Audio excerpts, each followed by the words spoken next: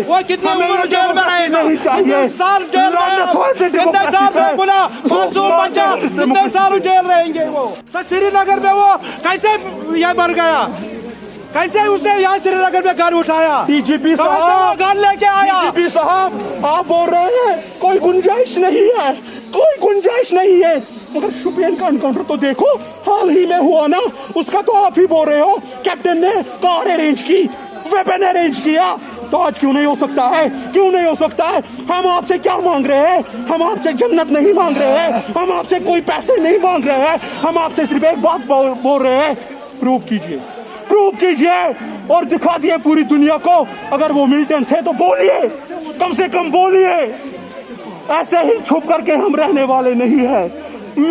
मैं सिर्फ इतना बोलता हूँ, कहाँ है हमारे वो इंटेलेक्चुअल्स जो बैक सीट पे बैठे हुए हैं? मगर याद रखना, मार्क माय वर्ड्स, कल आपके बच्चों को ऐसी बेहतर हमको इंसाफ चाहिए, हमें और कुछ नहीं चाहिए, इंसाफ चाहिए, इंसाफ चाहिए। अगर हिंदुस्तान में इंसाफ है हमको दे दो, हम मजलूम है, मजलूम रहते हैं हिंदुस्तान में मुसलमान, हमको इंसाफ दे दो। लकुट बच्चे अमिस ना ताल्लुक कुन कुन तंजीम कुन ताल्लुक था यह बच्चस मास कहन ताल्लुक बह दिम बदल जवाब, यह कुन ताल्लुक। इंसान है, हम उनसे डिमांड करते हैं कि मेहरबानी करके इन मासूम बच्चों की तरफ देखो, इन मासूम बहनों की तरफ देखो जो आपको बोल रहे हैं कि हमें एक लाश वापस दी जाए, डेड बॉडी वापस दी जाए, और सेकंड इसका प्रूव होना चाहिए, फ्री एंड फेयर प्रूव होना चाहिए। जब तक ना फ्री एंड फेयर प्रूव होगा तब तक हम सड़कों पे निकलेंगे। हमारा राइट है, हमारा हक है, हमें ऐसे थानों में बंद मत कीजिए। मैं यहाँ के कश्मीर के अपने इंटेलेक्चुअल्स आज वो सामने क्यों नहीं आ रहे हैं? कब तक हम चुप करेंगे? कब तक हम ऐसे ही खामोश बैठेंगे? क्या हम ये बात भी नहीं कर सकते कि फेक एनकाउंटर पे भी हम बात नहीं कर सकते? हम सिर्फ डिमांड करते हैं, मेहरबानी करके हाथ जोड़ के मैं अपने इंटेलेक्चुअल से अपील करता हूं, मेहरबानी करके अभी सड़कों पे निकलो। काश फिर बहुत देर होगी जब हर एक घर से एक एक करके चुन के मारे जाएंगे, फिर बहुत देर होगी। मेहरबानी करके प्लीज एंड प्लीज इनका ये जो प्रोटेस्ट है इन टोटल 2 पॉइंट्स पे है। पहला पॉइंट ये कि जो एचएमटी इनकाउंटर है इसकी इन्वेस्टिगेशन हो, क्योंकि हमें लगता है जैसे राजौरी के 3 नौजवानों को फेक इनकाउंटर में शुपियन में मारा गया था, कुछ ना कुछ ऐसा जो एटमॉस्फेयर है वो हमें एचएमटी इनकाउंटर में भी दिख रहा है। दूसरा जो प्रोटेस्ट का पॉइंट है वो ये है कि जो बॉडीज है वो बॉडीज घर वालों को वापस दी जाए, क्योंकि ये बॉडीज जो है घर वालों की प्रॉपर्टी है। किसी भी कानून में अगर आप इंटरनेशनल लॉज ही पढ़ोगे, ये साफ तौर पर ह्यूमन राइट वॉयलेशन है, जो बॉडीज जो है वो नहीं मिल रही है। जो अत्तर, एजाज और जुबैर हैं, इन तीनों को अलग अलग तरीके से इस केस को देखा जाए कि तीनों नौजवान वहाँ कैसे पहुंचे और इस इनकाउंटर की रियलिटी क्या है। क्योंकि फैमिली का साफ तौर पे क्लेम है कि हमारे तीनों नौजवानों का किसी तरह भी कोई अस्करी जमात, कोई भी आर्मेड तंजीम के साथ कोई ताल्लुकात नहीं थे। तो इस इनकाउंटर की तहकीकात होनी चाहिए। एक रिपोर्ट जो है, अगर आप कहते हो कि वो मिलिटेंट से कम सबूत तो दो फैमिली को कि किस बिहार पे आपने क्लेम किया है।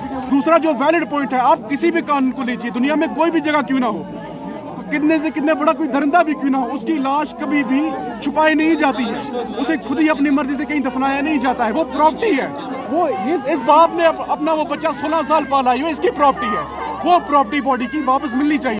देश के निर्माण और उन्नति में सहयोग, आपके हर कदम में आपका हमसफर। कश्मीर टर्बो TMT सरिया, चाहे भूकंप आए या तूफान, सुरक्षित रहें आप और आपका मकान। अपनाइए आपका अपना कश्मीर टर्बो TMT सरिया, ट्रस्ट एंड रिलायबिलिटी।